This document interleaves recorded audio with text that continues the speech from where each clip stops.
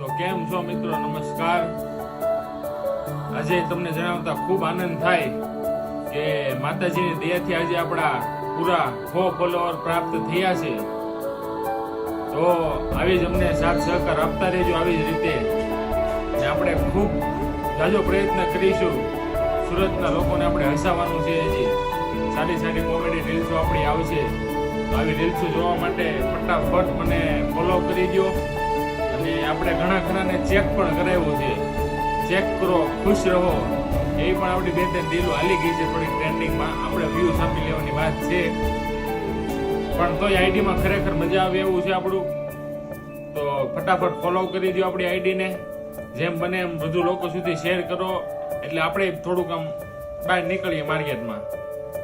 બાકી ચકલા કોઈથી બાજ ન બને, તે આપણા દેવેનભાઈ ખોડ કહે એમ.